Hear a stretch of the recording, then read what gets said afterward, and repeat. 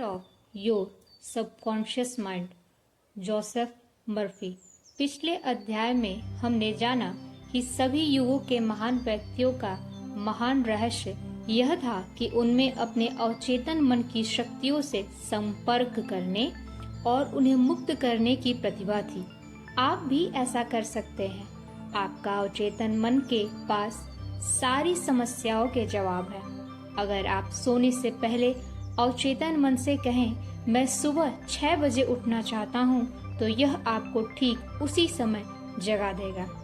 आइए अब हम अध्याय 2 आपका मस्तिष्क कैसे काम करता है उसके बारे में जानते हैं। आपका मस्तिष्क आपकी सबसे कीमती संपत्ति है। यह हमेशा आपके साथ है, लेकिन इसकी सबसे अद्भुत शक्तियाँ आपको तभी मिल पाएंगी जब आप इसका उपयोग करना सीख लेंगे। आपका अवचेतन मन आपकी भावनाओं का स्थान है। यह रचनात्मक है। अगर आप अच्छा सोचते हैं तो आपके अच्छे परिणाम मिलेंगे। अगर आप बुरा सोचते हैं तो आपको बुरे परिणाम मिलेंगे। आपका मस्तिष्क इसी तरह काम करता है। याद रखने वाली सबसे महत्वपूर्ण बात यह है, जब अवचेतन मन किसी विचार को स्वीकार कर लेता है तो वह इस पर काम करने लगता है। आश्चर्यजनक और सूक्ष्म सत्य यह है कि अवचेतन मन का नियम अच्छे तथा बुरे दोनों तरह के विचारों पर समान रूप से कार्य करता है। अगर इस नियम का प्रयोग नकारात्मक किया जाए तो यह असफलता, कुंठा और दुख उत्पन्न करता है। दूसरी तरफ अगर आपकी आदतन सोच सद्भावनापूर्ण और सृजनात्मक है तो आपको आदर्श सेहत, सफलता और समृद्धि मिलती है। आपके मस्तिष्क का नियम यह है, आपके अवचेतन मन की प्रतिक्रिया आपके चेतन मन में रखे गए विचार की प्रकृति से तय होती है। मनोवैज्ञानिक और मनोविश्लेषक बताते हैं कि जब विचार आपके अवचेतन मन तक पहुंच जाते हैं तो मस्तिष्क की कोशिकाओं में उनकी छाप बन जाती है। जैसे ही आपको अवचेतन किसी विचार को स्वीकार करता है, यह उसे स्वीकार करने में तत्काल जुट जाता है। आपको याद रखना चाहिए कि चेतन और अचेतन दो मस्तिष्क नहीं है। वे तो एक ही मस्तिष्क में होने वाली गतिविधियों के दो क्षेत्र हैं। आपका चेतन मन तार्किक मस्तिष्क है। यह मस्तिष्क का वह हिस्सा है जो विकल्प चुनता है। उदाहरण के लिए, आप अपनी पुस्तकें, अपना घर, अपना जीवन साथी चुनते हैं। आप अपने सारे निर्णय चेतन मन से करते हैं। दूसरी तरफ आपके सचेतन चुनाव के बिना ही आपका हृदय अपने आप काम करता है और पाचन, रक्त संचार तथा सांस लेने की अनिवार्य प्रक्रियाएं चलती रहती हैं। ये सारे काम आपका अवचेतन मन करता है। इन प्रक्रियाओं के लिए आपके चेतन नियंत्रण की जरूरत नहीं होती है। नकारात्मक या विध्वंसात्मक विचार आपके अवचेतन मन में नकारात्मक रूप से काम करते हैं। देर सवेर वे प्रकट हो ही जाएंगे और अपने अनुरूप किसी नकारात्मक घटना को उत्पन्न कर देंगे। याद रखें, आपका अवचेतन मन यह साबित करने की कोई कोशिश नहीं करता कि आपके विचार अच्छे हैं या बुरे हैं, सही हैं या गलत हैं। उदाहरण के लिए, अगर आप किसी झूठी चीज को भी चेतन रूप से सच मान ले तो आपका अवचेतन मन इसे सच मान लेगा और उसके अनुरूप परिणाम देने लगेगा, क्योंकि आपके चेतन रूप से इसे सच मान लिया था। आपका अवचेतन मन कितना सुझावशील है, यह समझने के लिए एक उदाहरण देखें।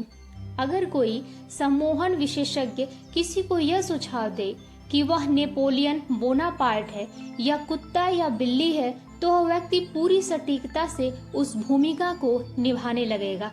कुछ समय के लिए उसका पूरा व्यक्तित्व बदल जाएगा। वह व्यक्ति खुद को वही मान लेगा जिसका सुझाव सम्मोहन विशेषज्ञ ने दिया था।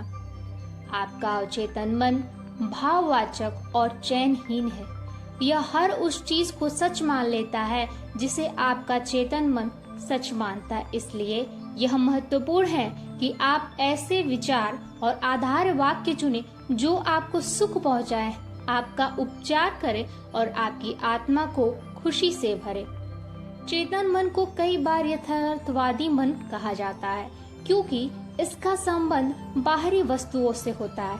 यथार्थवादी मन बाहरी दुनिया के प्रति जागरूक होता है। इसका अवलोकन के साधन आपकी 5 शारीरिक इंद्रियां हैं। आपका यथार्थवादी मन आपके परिवेश से संपर्क का मार्गदर्शक और निर्देशक है। आप अपनी 5 इंद्रियों के जरिए ज्ञान हासिल करते हैं। आपका यथार्थवादी मन अवलोकन, अनुभव और शिक्षा से सीखता है। और चेतन मन को अक्सर कल्पनावादी मन भी कहा जाता है। आपका कल्पनावादी मन अपने माहौल के प्रति जागरूक तो होता है, लेकिन शारीरिक इंद्रियों के माध्यम से नहीं। आपका अवचेतन मन अंतर्ज्ञान से महसूस करता है। यह आपकी भावनाओं का स्थान और यादों का भंडार है। आपका कल्पनावादी मन अपने उच्चतम कार्य तब करता है जब आपकी यथार्थवादी इंद्रियां काम ना कर रही हो। आपके साथ जो भी हुआ है इसलिए हुआ है क्योंकि आपने विश्वास के माध्यम से अपने अवचेतन मन पर उसकी छाप छोड़ी है। अगर आपने गलत संप्रेषण किया है या अपने अवचेतन मन तक विकृत अवधारणाएं पहुंचाई है तो उन्हें जल्द से जल्द सुधारना सबसे महत्वपूर्ण है। इसे करने का सबसे निश्चित तरीका अपने अवचेतन मन को लगातार सृजनात्मक और सद्भावनापूर्ण विचार देते रहना। बार बार दोहराने पर आपका अवचेतन मन इन्हें स्वीकार कर लेता है। इस प्रकार आप विचार और जीवन की नई तथा ज्यादा अच्छी आदतें डाल सकते हैं, क्योंकि आपका अवचेतन मन आदत का स्थान है। क्या आप डर, चिंता और अन्य प्रकार की विनाशक सोच के शिकार हैं?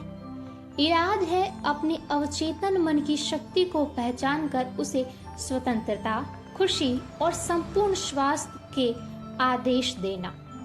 आपका अवचेतन मन रचनात्मक है और दैवी स्रोत के साथ एक रूप है।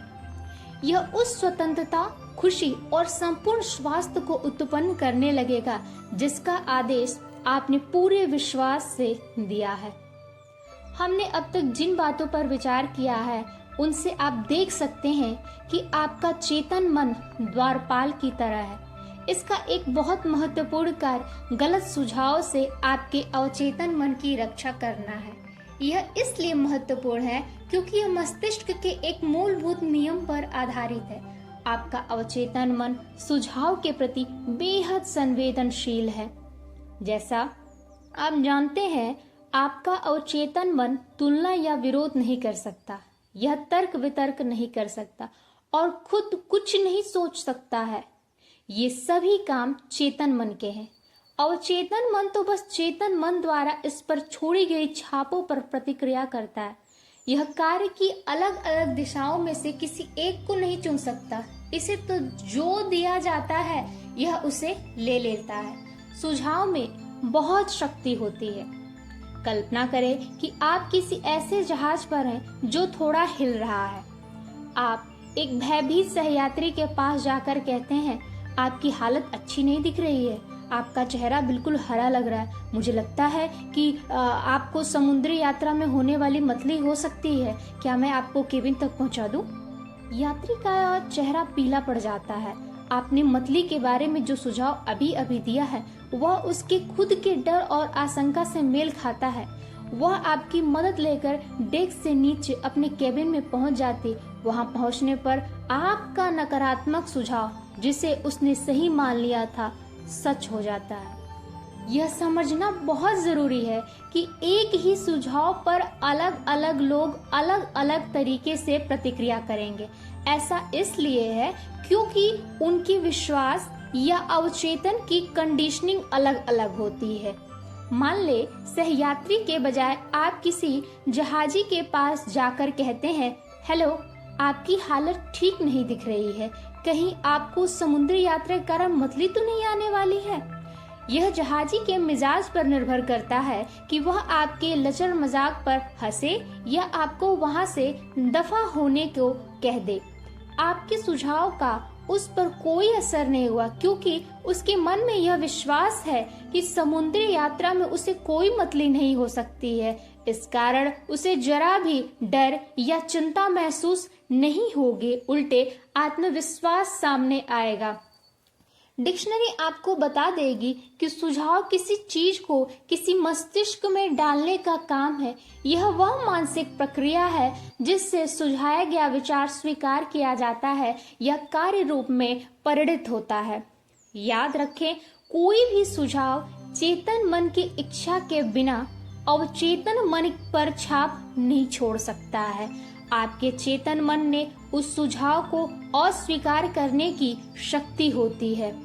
हम सबके अपने अंदरूनी डर, मान्यताएं, राय होते हैं। ये अंदरूनी मान्यताएं हमारे जीवन को नियंत्रित करती हैं। सुझाव में स्वयं की कोई शक्ति नहीं होती है। इसकी शक्ति तो इस बात से उत्पन्न होती है कि आप इसे मानसिक रूप से स्वीकार कर लेते हैं।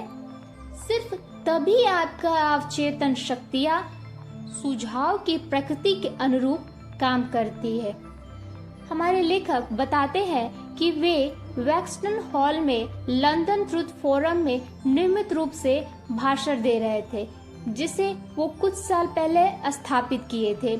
इसकी निदेशक डॉक्टर इवलिन फ्लीट ने उनको बताया था कि एक आदमी के बारे में जिसकी छोटी बेटी को रूटेनाइड आर्थराइटिस और दर्दनाक चर्मरोग सोरियोसिस था।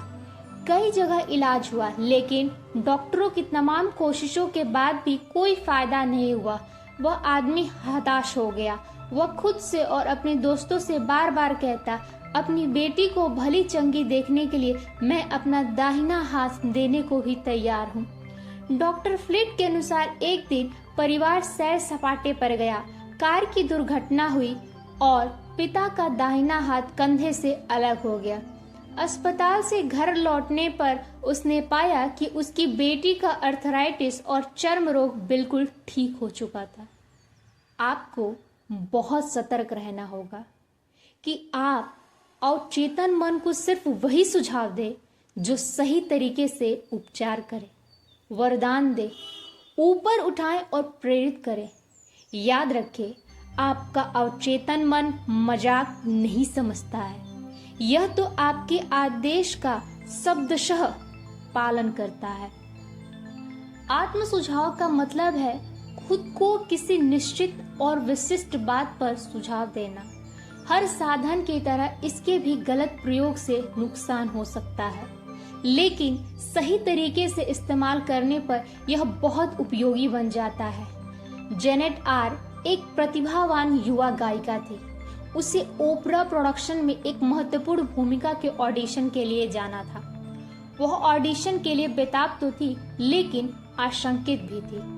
पहले भी 3 बार उसने निर्देशकों के सामने ऑडिशन दिया था, लेकिन बुरी तरह असफल हो गई थी। कारण असफल होने का डर था।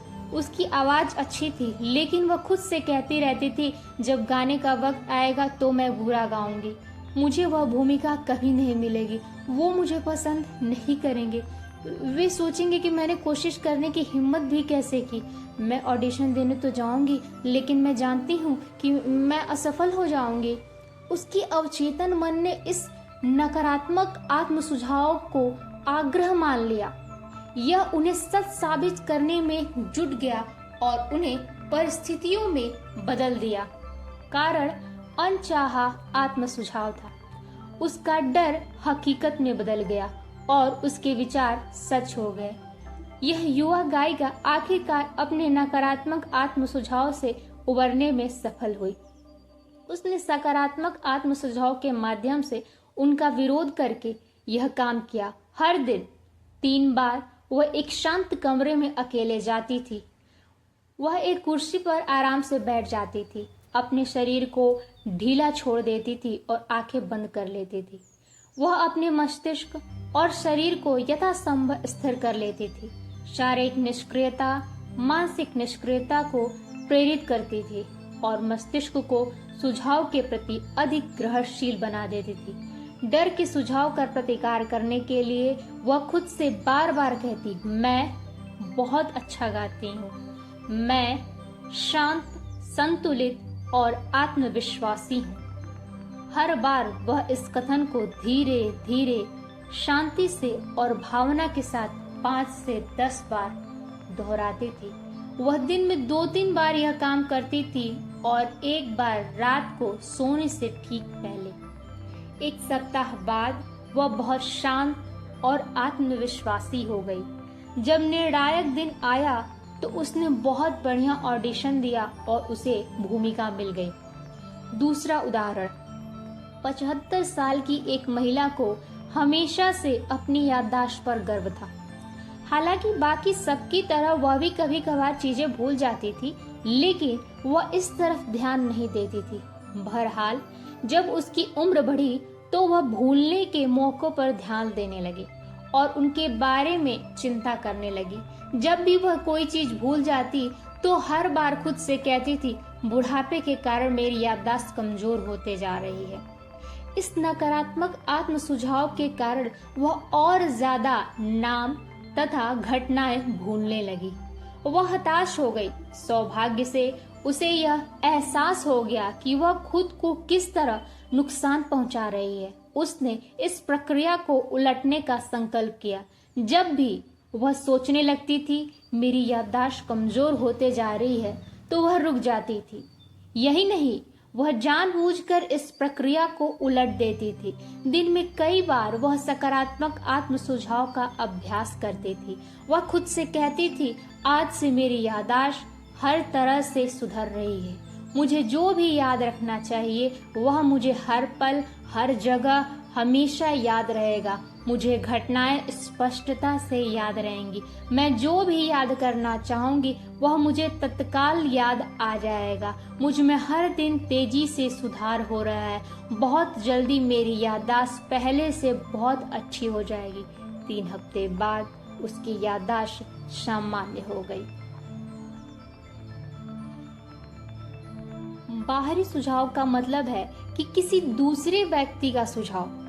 सभी युगों और दुनिया के हर हिस्से में सुझाव की शक्ति ने मानव जाति के जीवन में प्रमुख भूमिका निभाई है। राजनीतिक मान्यताएं, धार्मिक आस्थाएं और सांस्कृतिक परंपराएं बाहरी सुझाव की शक्ति की बदौलत ही फलती फूलती और कायम रहती है। सुझाव का प्रयोग स्वयं को अनुशासित और नियंत्रित करने के साधन के लिए प्रयोग किया जाता है। इसका प्रयोग दूसरों पर नियंत्रण करने के लिए भी किया जाता है जिन्हें मस्तिष्क के नियमों की समझ नहीं है। सृजनात्मक रूप से यह अद्भुत और बेहतरीन है। नकारात्मक रूप में यह मस्तिष्क की प्रतिक्रिया के सभी प्रतिमानों में सबसे विध्वंसात्मक है। इसके परिणाम दुख, असफलता, कष्ट, बीमारी और तबाही हो सकते हैं। पैदा होने के बाद से ही हम पर नकारात्मक सुझाव की बमबारी होने लगती है, क्योंकि हम यह नहीं जानते हैं कि उनका विरोध कैसे किया जाए। इसलिए अचेतन रूप से हम उन्हें स्वीकार कर लेते हैं और अपने अनुभव में बदल देते हैं। नकारात्मक सुझाव के कुछ उदाहरण, तुम कुछ नहीं कर सकते, तुम कभी कुछ नहीं बन पाओगे, तुम असफल हो जाओगे, इससे कोई फायदा नहीं होगा, इतनी ज्यादा कोशिश करने से कोई फायदा नहीं है, स्थितियां तुम्हारी बिगड़ती ही जा रही हैं, तुम कभी नहीं जीत सकते हो, सावधान रहना, तुम्हें भयंकर बीमारी हो सकती है, कोई भी भरोसे के काबिल नहीं है इस दुनिया में। इस तरह के बाहरी सुझाव को स्वीकार करके आप उन्हें साकार करने में सहयोग देते हैं। वयस्क होने के बाद आप चयन कर सकते हैं। आप सकारात्मक आत्म सुझाव का प्रयोग करके अपनी कंडीशनिंग दोबारा कर सकते हैं और अतीत के छापों को बदल सकते हैं। इसका पहला कदम उन बाहरी सुझाव के प्रति जागरूक बनना है जो आप पर काम कर रहे हैं। अगर जांच ना की जाए तो वे व्यवहार के ऐसे संस्कार डाल सकते हैं जो आपको व्यक्तिगत और सामाजिक जीवन में असफल बना देंगे। सृजनात्मक आत्म सुझाव आपको नकारात्मक कंडीशनिंग से मुक्त कर सकता है। अगर ऐसा नहीं किया गया तो नकारात्मक कंडीशनिंग आपके जीवन को भी विकृत कर देगी और अच्छी आदतों के विकास को मुश्किल या असंभव बना देगी। अगर सुबह सुबह अखबार उठा ले या टीवी पर न्यूज़ देखे, हर दिन आप दर्जनों ऐसी खबरें सुनेंगे जो निरर्थक है, डर, चिंता, तनाव और भावी तबाही के बीज बो सकती है। अगर आप उन्हें सच मान लें और अपने भीतर जगह दे दें, तो डर, ये विचार आपके जीने की इच्छा को ही खत्म कर देंगे। नियमित रूप से दूसरों के थोपे गए नकारात्मक सुझाव की जांच करते रहें। आपको इन विनाशक आत्म सुझाव की दया पर रहने की जरूरत नहीं है। हम सभी ने अपने बचपन, किशोरावस्था, वयस्क जीवन में इसकी वजह से कष्ट भोगे हैं। अगर आप पीछे मुड़कर देखें तो आसानी से याद कर सकते हैं कि माता पिता, दोस्तों, रिश्तेदारों, टीचर्स और सहयोगियों ने किस तरह आपको नकारात्मक सुझाव दिए थे। उनकी कही गई बातों का विश्लेषण करें और उनमें छिपे अर्थ की गौर से जांच करें। आप पाएंगे कि उनमें से ज्यादातर बातें झूठी थी। उनका छिपा हुआ उद्देश्य आप में डर पैदा करके आपको नियंत्रित करता था और है। धीरे धीरे आपको पता चल जाएगा कि जाने अनजाने में लोगों के सुझाव का उद्देश्य यह होता है कि आप वैसे ही सोचें, महसूस करें और काम करें जैसा चाहते हैं, ताकि उन्हें फायदा पहुंचे, भले ही आपको नुकसान हो जाए।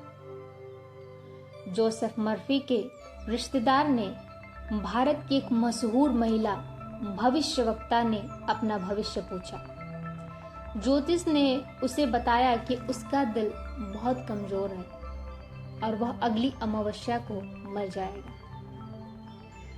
मेरा रिश्तेदार स्तब्ध रह गया। उसने अपने परिवार के हर व्यक्ति को भविष्यवाणी बताई।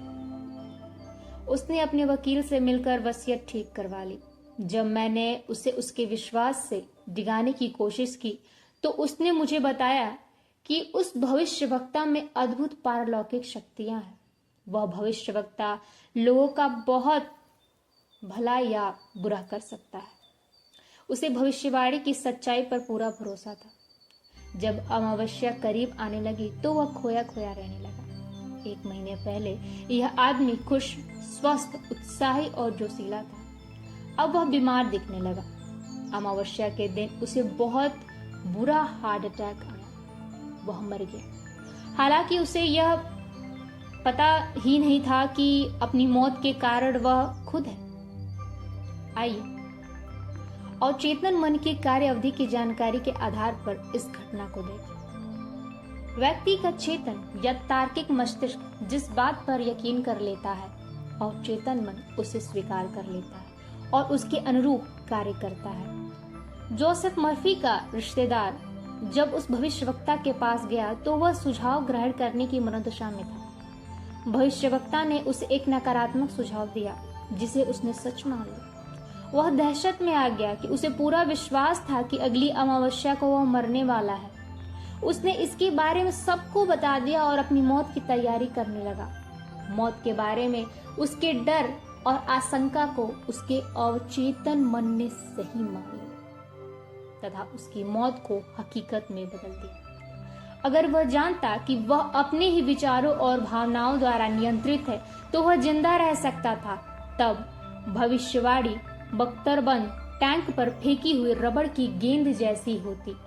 वह आसानी से उसके सुझाव को नकार सकता था और हवा में उड़ा सकता था, जिससे उसे कोई नुकसान नहीं होता। इसके बजाय जागरूकता और समझ की कमी के कारण उसने अपनी मौत को खुद ही बुला लिया। दूसरों को सुझाव में अपनी कोई शक्ति नहीं होती है। आप अपने विचारों द्वारा उन्हें शक्ति देते हैं। आपको अपनी मानसिक सहमति देनी होती है। आपको उस विचार को स्वीकार करना होता है, तब वह विचार आपका बन जाता है और आपका अवचेतन उसे स्वीकार करने के लिए काम करता है। याद रखें, आपके पास चुनने की क्षमता है। जिंदगी चुने, प्रेम चुने, सेहत चुने। प्राचीन यूनान के जमाने से दार्शनिक और तर्कशास्त्रियों ने सिलोलिज्म नामक तर्क का अध्ययन किया। सिलोलिज्म में मस्तिष्क व्यवहारिक संदर्भ में तर्क करता है। इसका मतलब यह है कि आपका चेतन मन जिस प्रमुख आधार वाक्य को सच मानता है, उसी से वह निष्कर्ष तय होता है जिस पर आपका अवचेतन मन पहुंचेगा। इस बात से कोई फर्क नहीं पड़ता कि वह सवाल या समस्या कौन सी है। अगर आधार वाक्य सही है तो निष्कर्ष अवश्य सही होगा। जैसे उदाहरण के लिए, हर गुण प्रशंसनीय है। दयालुता एक गुण है, इसलिए दयालुता प्रशंसनीय है। अवचेतन मन बहुत समझदार है। यह सभी सवालों के जवाब जानता है। बहरहाल इसे पता नहीं होता कि यह जानता है। यह आपके साथ बहस नहीं करता है या पलटकर जवाब नहीं देता। यह ऐसा नहीं कहता कि आप मुझ पर इस तरह के सुझाव के छाप ना छोड़ें। जब आप कहते हैं मैं यह नहीं कर सकता, मेरी उम्र बहुत ज्यादा हो गई है, मैं इस जिम्मेदारी को नहीं निभा सकता, मैं गलत जगह गलत घर में पैदा हो गया था, मैं सही नेताओं को नहीं जानता हूँ, तो आप इन नकारात्मक विचारों को अपने अवचेतन मन में भर रहे हैं। यह इनके अनुरूप प्रतिक्रिया करता है। आप दरअसल अपनी ही भलाई का रास्ता रोक रहे हैं। आप अपने जीवन में कमी, सीमा और कुंठा उत्पन्न कर रहे हैं। जब आप अपने चेतन मन में बाधा, अवरोध और विलंब की कल्पना करते हैं, तो आप अपने अवचेतन मन की बुद्धिमत्ता और ज्ञान का लाभ नहीं ले पाते हैं। आपको दरअसल यह विश्वास होता है कि आपका अवचेतन मन आपकी समस्या को नहीं सुलझा सकता। इसका परिणाम होता है मानसिक और भावनात्मक संकुलन, जिसके बाद बीमारी और निरोटिक प्रवृत्तियां आ जाती हैं। आपकी अपनी इच्छाओं को साकार करने और कुंठा से उबरने के लिए दिन में कई बार दृढ़ता से कहें अपने आप से, असीमित बुद्धिमत्ता ने मुझे यह मनोकामना दी है और यह मुझे इसे साकार करने की आदर्श योजना की राह दिखाती है, उस ओर ले जाती है और आवश्यक बातें बताती है। मैं जानती हूँ कि मेरे अवचेतन की अधिक गहरी समझ अब प्रतिक्रिया कर रही है और मैं जो महसूस कर रही हूँ तथा जिस पर मन में दावा करती हूँ, वह बाहर व्यक्त होती है। संतुलित और समबुद्धि हर ओर है। दूसरी तरफ अगर आप कहते हैं कि अब कोई रास्ता नहीं बचा, अब मेरा खेल खत्म हो गया, इस उलझन से बाहर निकलने का कोई तरीका नहीं है, मैं बाधित और अवरुद्ध हूँ, तो आपको आपके अवचेतन मन से कोई जवाब या प्रतिक्रिया नहीं मिलेगी। अगर आप चाहते हैं कि आपका अवचेतन आपके लिए काम करे, तो इसका सहयोग पाने के लिए आपको इससे सही आग्रह करना होगा। यह आपके लिए हमेशा काम कर रहा है। यह इस समय भी आपके हृदय की धड़कन और सांस को नियंत्रित कर रहा है। जब आपकी उंगली कट जाती है तो यह उपचार की जटिल प्रक्रिया शुरू कर देता है। इसकी सबसे मूलभूत प्रवृत्ति जीवन की ओर है। यह हमेशा आपकी देखभाल करता है और आपको सुरक्षित रखता है। आपके अवचेतन के पास अपनी खुद की बुद्धि है, लेकिन यह आपके विचारों और छवियों के पैटर्न को स्वीकार कर लेता है। अगर आप कहते हैं कि मुझे नहीं मालूम कि कोई रास्ता है भी या नहीं, मैं पूरी तरह दुविधा और उलझन में हूँ, मुझे जवाब क्यों नहीं मिलता, तो आप अपनी प्रार्थना को नकार रहे हैं। समय काटते सैनिक की तरह आप ऊर्जा का प्रयोग तो करते हैं, लेकिन आगे नहीं बढ़ते। अपने मस्तिष्क के पहियों को विराम दें, आराम से बैठ जाइए, शिथिल हो जाए, शांति से कहें, मेरा अवचेतन मन जवाब जानता है। यह इस समय भी प्रतिक्रिया कर रहा है। मैं धन्यवाद देता हूँ क्योंकि मैं जानता हूँ कि मेरे अवचेतन की असीमित बुद्धिमत्ता सारी बातें जानती हैं और मुझे इस वक्त आदर्श जवाब दे रही है। मेरा सच्चा विश्वास मेरे अवचेतन मन की बुद्धिमत्ता और ज्ञान को मुक्त कर रहा है। मुझे खुशी है कि ऐसा हो रहा है। अगर आपको यह बुक समरी अच्छी लगे तो लाइक, शेयर और सब्सक्राइब करें और कमेंट में अपना सुझाव जरूर प्रस्तुत करें। धन्यवाद। The reading now.